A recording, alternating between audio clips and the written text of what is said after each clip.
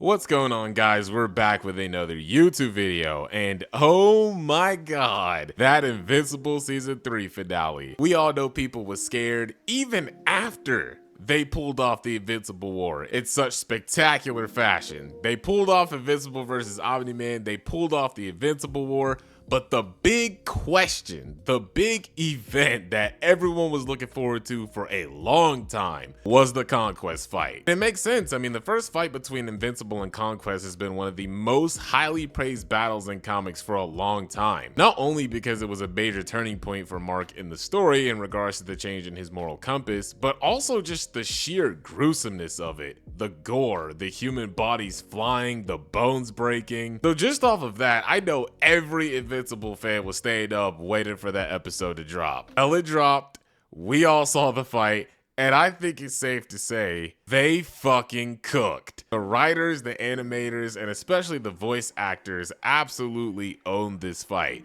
So, I mean, all of you bozos try to judge Conquest saying he wasn't comic accurate and his voice sucked just off of a 30-second clip can be quiet now. They completely nailed all the important elements that made the fight from the comic so incredible. They did an amazing job at showing us how much of a problem Conquest is, how strong and just durable he is.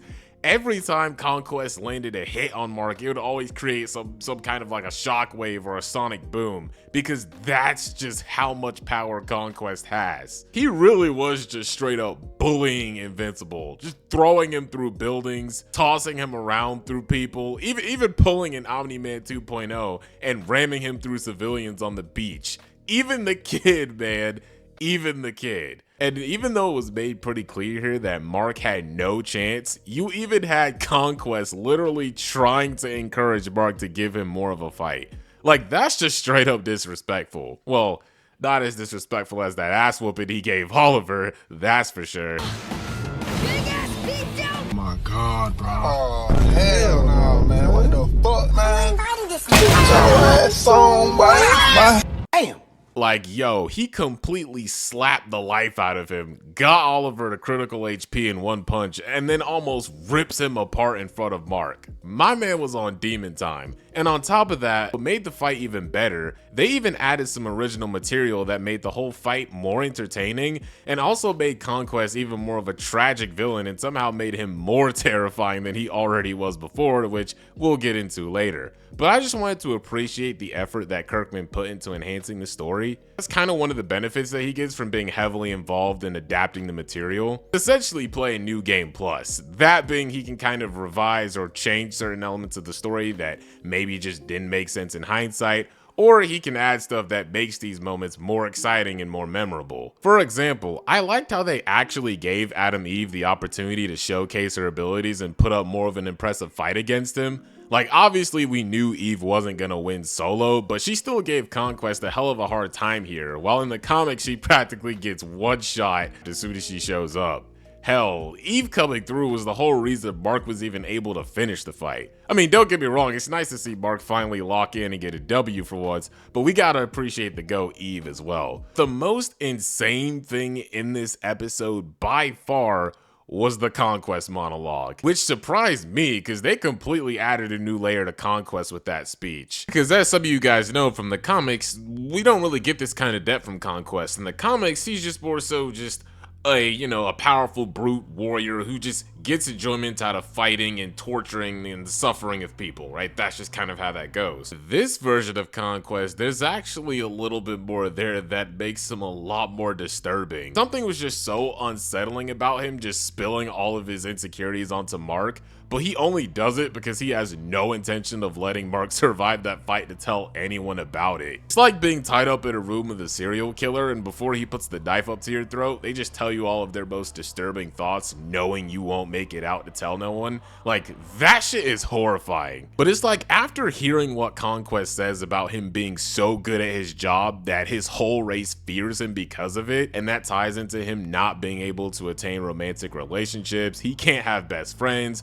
Like, you know it's bad when even the people you conquer for are afraid of you. It's unfortunate. Like, the guy is lonely. He has no friends, he has no family, so all he really has going for him right now is working for Viltrum. All he knows is conquering planets. He isn't like Nolan. He doesn't know the joy of having a family. He doesn't really have any of that. He's just a husk of war and terror, sent from planet to planet, destroying and massacring everything and causing chaos. And while you have people like Battle Beast who take pride in stuff like that, who take pride in the love of the fight, obviously Conquest is the same way to an extent, but the lifestyle just seems to be more of a detriment to him mentally. Under that monstrous and psychopathic warrior persona, there's a guy there who just wants love, companionship, a social life, a family. But he can't get any of that because everyone around him, including the Viltrumites, just see him as a monster. Because, I mean, let's just be real, that's precisely what he is. There is a very valid reason they see him as unstable. Like, bro, you walking around Earth talking about, I want to rip you in half and eat your heart, and you're the second strongest Viltrumite. Shit, I would be afraid of you too. Conquest of the Viltrumites and to everyone else, he practically is a 7-foot tall force of nature.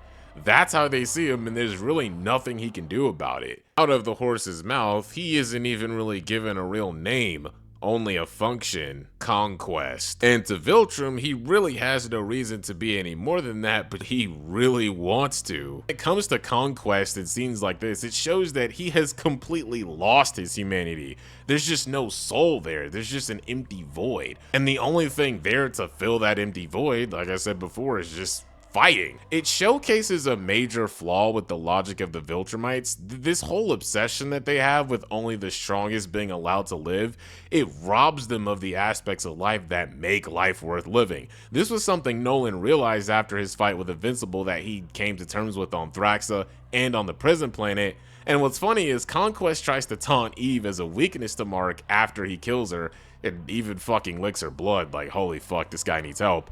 But then come to find out, he kind of envies him for being able to have relationships like that. That's just on a whole different level of character writing. It's sad because he did exactly what he was supposed to do. He was loyal to Viltrum, he became one of the strongest, but it came at a cost. That's gonna be it for the video though. Let me know what you guys think. If you guys like what you see, be sure to drop a like on the video, comment on the video, share the video, subscribe if you haven't already, and yeah, that's gonna be it for this one. Thank you so much for watching, and I will catch you guys in the next one.